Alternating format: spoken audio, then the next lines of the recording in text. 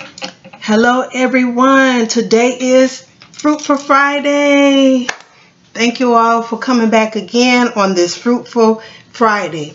I am inspirational author, life speaker, and a surrendered rope of hope, Angelina Squire. Last Friday, I talked about the lame man at the pool of Bethesda. I also talked about some of the things that he endured that we can relate to in our times today.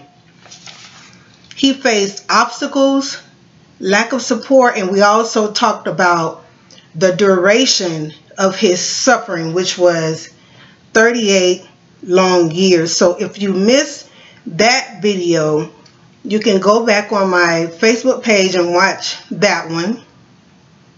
And it was titled, "Have You Missed Your Blessings, Your Healings, While You Were at the Right Place of Expected Blessings?" So if you missed that, please feel free to go back and watch it. I will upload it shortly also on my YouTube page, and I'll include a link within this video so that you can go back and not only watch last Friday video, but you can also catch up on some of the other videos that I have done.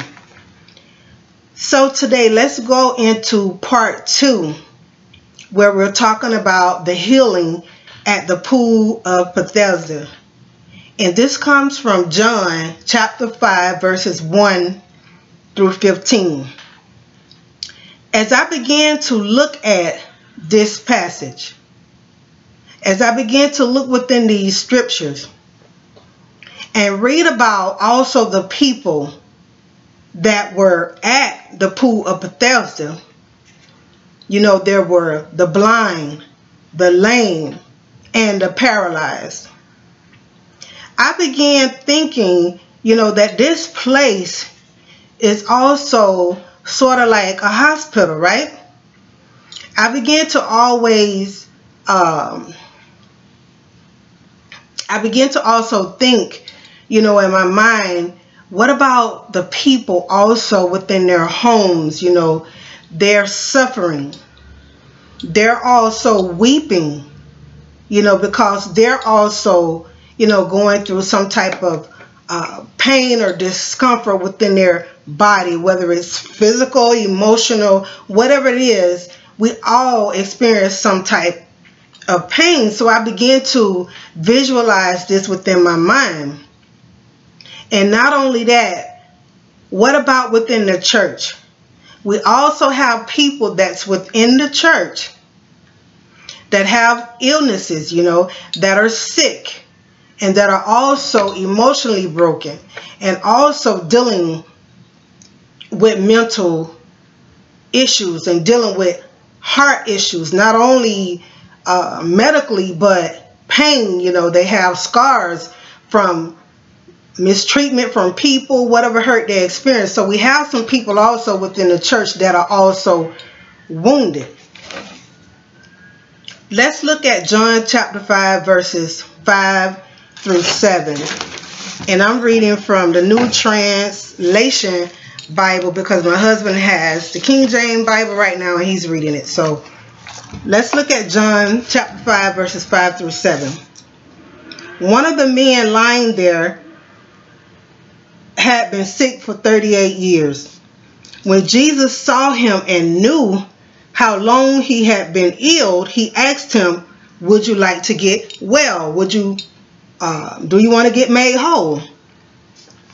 But let's look at verse 7, how the man responded back to Jesus, you know, to the one who is the physician, to the one who is indeed the healer.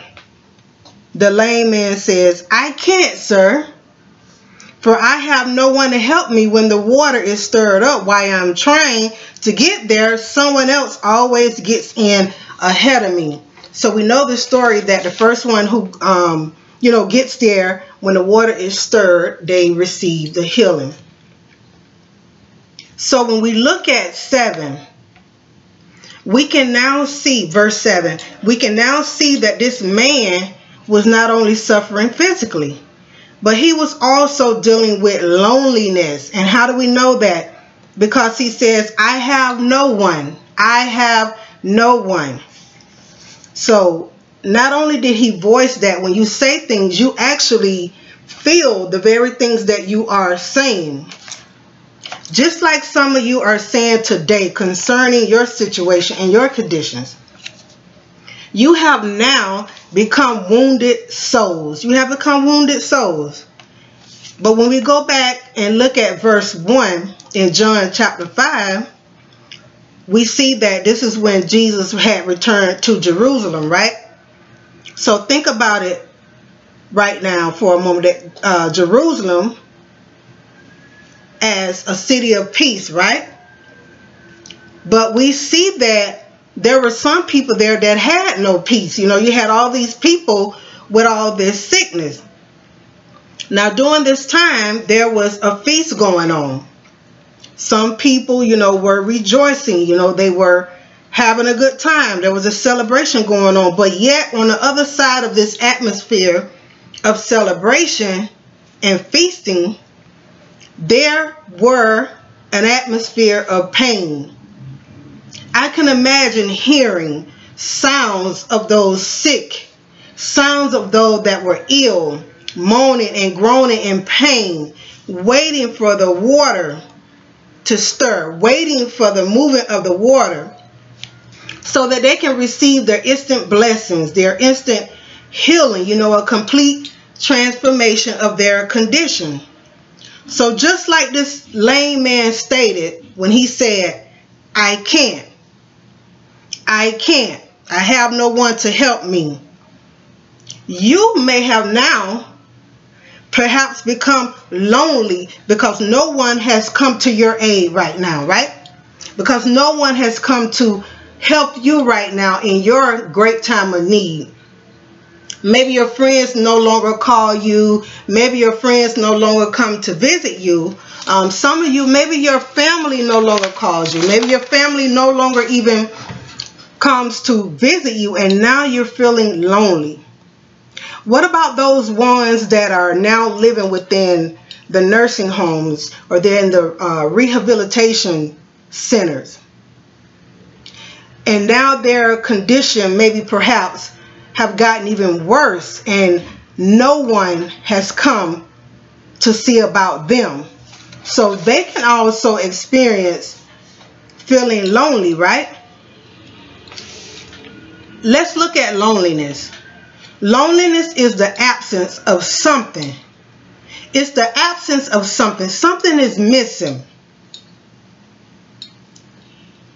And when you look at loneliness, we can say that it's similar to darkness, right? Because just like darkness, if you're in darkness right now, that means that it is also the absence of something. Excuse me. We know that if you're in darkness, then there's the absence of light. So if you're feeling lonely, there's the absence of hope, right? Because you're feeling hopeless, helpless, and alone. So fear is also present.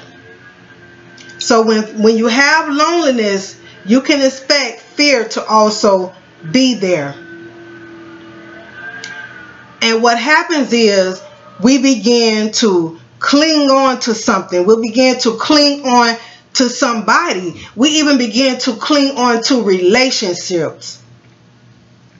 We even begin to cling on to relationships, and those relationships may not even be healthy for us. But when you're lonely, you know, you become vulnerable, right? And you do this just to keep the illusion that you're not lonely. Just to keep an illusion that you're not lonely, but you know that you are lonely. And how do you know that? Because you can sense, you can feel the pain of this loneliness. Because when you're feeling lonely, that's in your heart. You feel that pain also within your heart.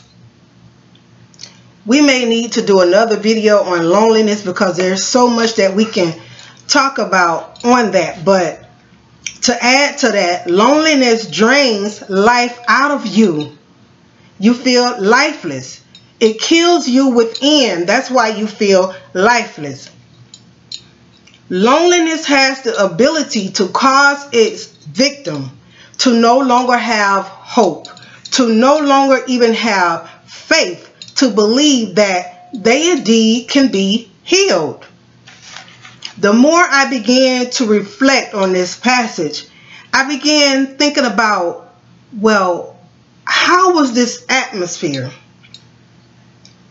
around those that were waiting, weeks, days, months, and years like this lame man for 38 years? How was this atmosphere? They were all waiting, and they were waiting their turn. They were waiting for the opportunity to become healed. I couldn't help but think that there had to be some level of intensity, right? People had to become tense. I couldn't help but think that, these people, they were sitting there, right? They were waiting on the water to move. They were waiting on it to be stirred up. It took my mind to see that, well, how were their mindsets? Because they had to sit there and also watch everyone else. They had to watch everyone else around them because they were all there to receive the same things, which was healing, right? But only the first one to step down in the pool would be healed.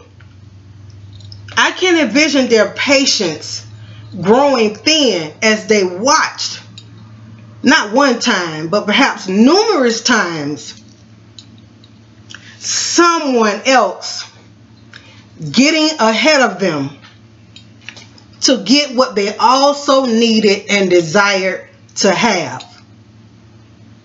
Can you imagine that? I began thinking about in our time, for example, you may identify with this, your life may relate to this, or you may know someone that has been waiting, for a specific blessing. They had been waiting for a breakthrough, right? A manifestation to take place within their life. But their friend or their neighbor or a complete stranger who they have now seen, they have now received, that miracle and that blessing that they needed. And they received it before them. And what happens sometimes? Anger and jealousy can set in. I couldn't help but see these people in John chapter 5 possibly getting angry, right? Possibly even maybe shoving others or even skipping others.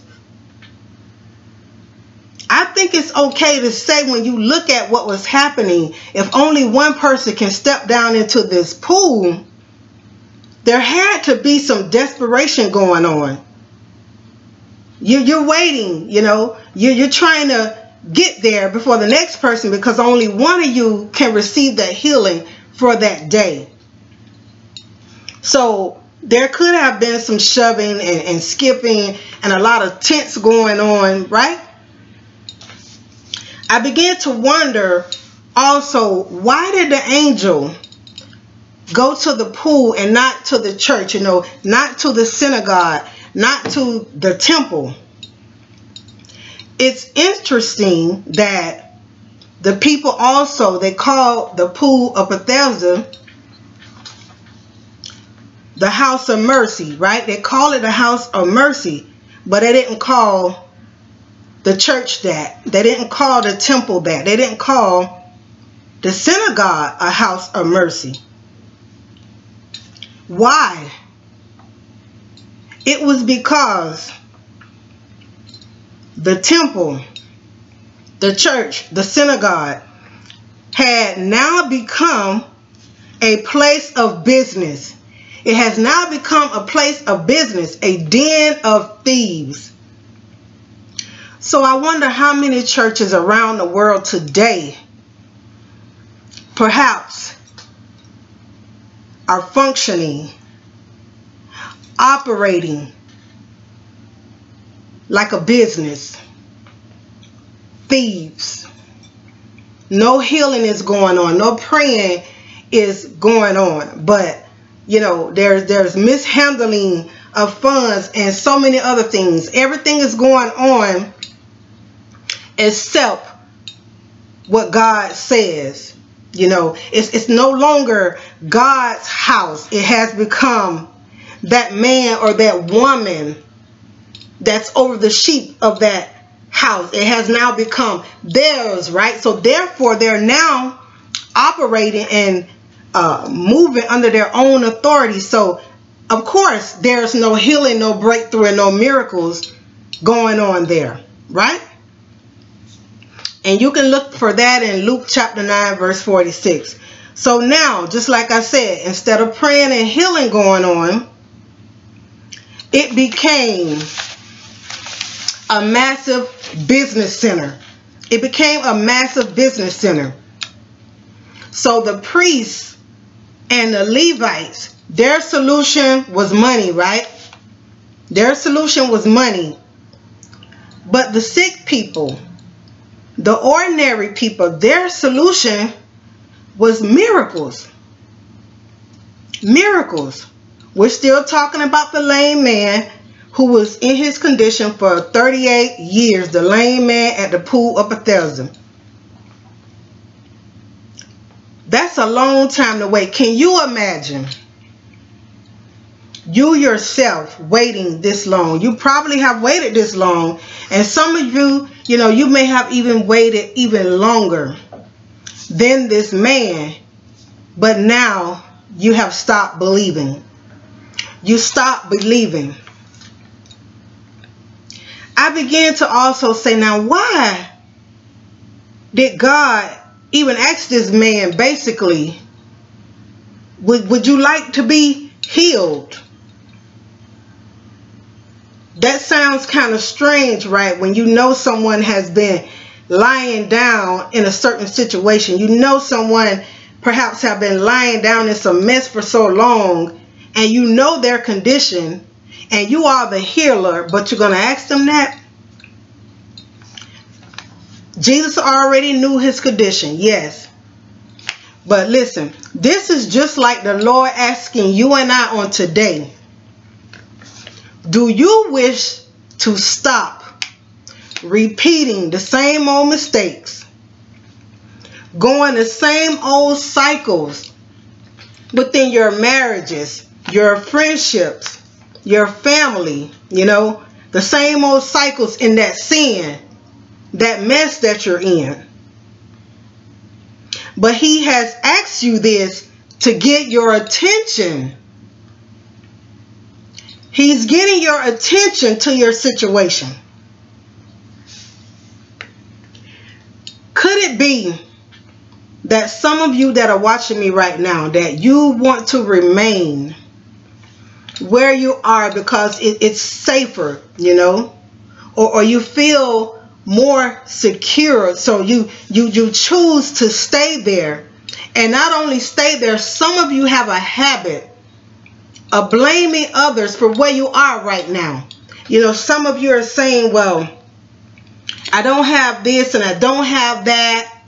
You know, my life is all jacked up because of how my mother treated me, my father treated me, my brothers and sisters, my friends, how this girl who I thought was my best friend, how she treated me, or this group that I was in, you know, a group of women, how they treated me, and this group of men, how they treated me. So I'm cold this way. I can't forgive anybody, or I can't get ahead because they're the ones keeping me down. So you do this because you think it's safer, but it's actually not. It's actually not. So what do you need to get rid of? Or are you going to stay lying down on the mat of your situation? That's your choice today and every day. Are you feeling helpless and lonely today? You need to take a look at yourself. How are you feeling right now at this very moment when you were watching me on this video? How are you even feeling before you watched the video? So I stopped by today to ask you, my sisters and my brothers, from my heart, are you spiritually blind? Are you deaf to the Lord's voice and you cannot hear his voice? Are you lame? Are you paralyzed? And I'm not just talking about physically. You're unable to do something for God. You're unable right now to do anything good because you're holding on to some things that has you lame mentally. And now your willpower is paralyzed. It has taken your eyes even off the Lord. How many times have Jesus showed up in your life, in your situation? Maybe he showed up through the words of a pastor, an evangelist, a friend, or you were at a church program. Or he showed up in some dreams and visions. Or he even perhaps showed up within a video like you're hearing today as you watch me. You've heard something within this video that you can identify with. But you're still stuck at the pool. You're still stuck there trying to get Jesus to do the things that he has told you that you need to do. Trying to get Jesus to fulfill your plans, right? To fulfill your plans like he just a genie. You know, God, if you do this for me, I'll do that. God, if you move this obstacle out of my way, then I'll do that. Have you said that before? I'm going to keep it real. I know I'm not the only one. I have said that many a times, and it's okay. But once you get the understanding that you said that, and in saying that, when you find out that it hinders you from moving out of your situation, then it shed lights on it and you begin to pick up those things that you've been lying down on and you begin to move forward, right? Instead of remaining stuck there, stuck within your past, stuck within the same condition for so many years, days, or months. You continue to be stuck because of excuses. Life point number 1. Listen, as long as you are living, there's always going to be excuses. Whether they're yours or someone else, there's always going to be naysayers, whether you're up or down. So get used to it. Get over the ones that are speaking negative about you because it's not going to go away. I don't care if you're at the lowest part of the scale to the highest. There are always going to be a Judas. So stop wasting your mental state on that. Stop wasting your energy on that and get in your mindset. They're always going to be there. But don't allow it to stop you, right? That's the power there. Don't let it, and some of the things that they're saying may be true. Your thing is to don't let it be true what they're saying, right? So if it's not true, you should not even have a problem to begin with when a naysayer or an enemy say anything about you, right? But there's always hope, my friend. There's always hope. Your situation is not too far gone. You have not been there so long that God can't reach you. Christ is right there for you. So no matter what it is, it's not beyond his reach. You're not a helpless case. You're not a hopeless case. So stop telling yourself even that. Stop crying over it. Some of you have been singing that tune for so long that it sounds so good to your ears. I don't have nobody to help me. Poor little old me. What I'm going to do now? They done left me all by myself. Woe is me, woe is me. That's a broken record that only continues giving life to your messed up situation. So whatever you're lacking, Jesus can make you whole. He can make you whole, but you have to be willing to. Don't lose hope. Let go of and repent of any disappointments, any frustrations, any grief, any anger, and any resentment. You have to release all of that. You got to release people that have hurt you and cause you disappointment and cause you frustration. Because if you do not, it will block the flow of God's healing within your life. And the last life point on today, again, please forgive and let go of past hurts. Oh, I just received this one. Some of you have to even forgive yourself first. Not only other people, but you haven't even forgiven yourself for some of the things you're going through. So stop beating yourselves up. You are a somebody, but you got to forgive you first. If you can't forgive you, then you can't forgive anybody else.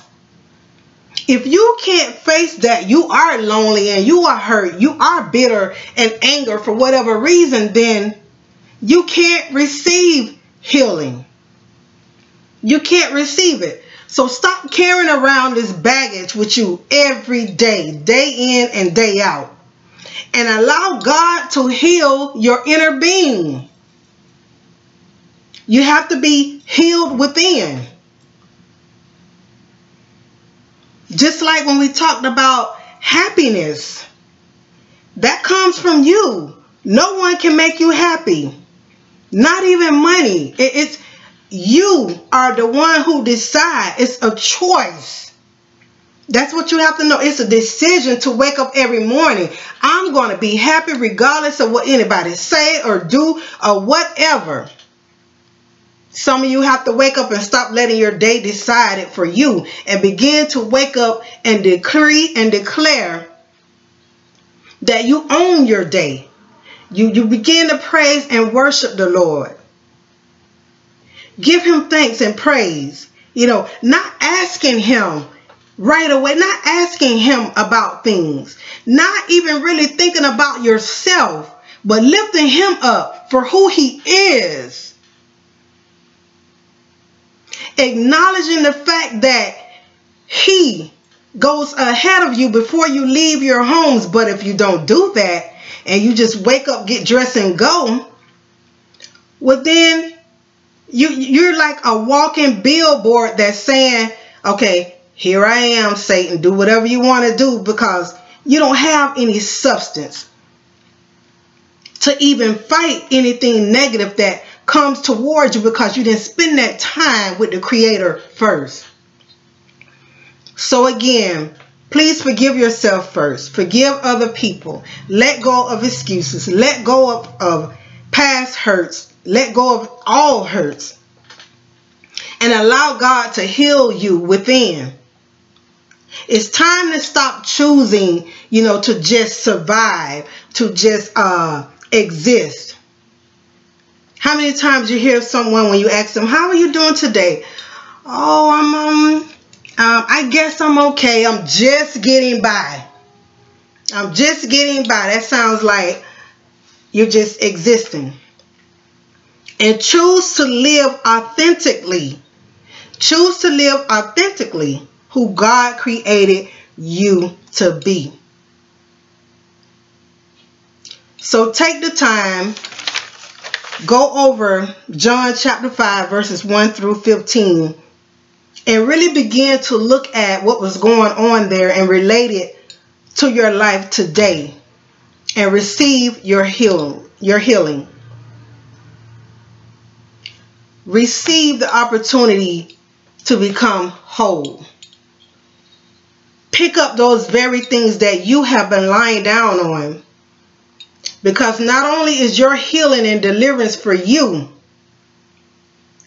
but by you picking up those things that had you down, by you overcoming those strongholds and those issues, guess what's going to happen? It's going to encourage someone else to get up off of their mat, right? It's going to encourage them to pick themselves up. So I love you all so very much. It has been another blessed, fruitful Friday.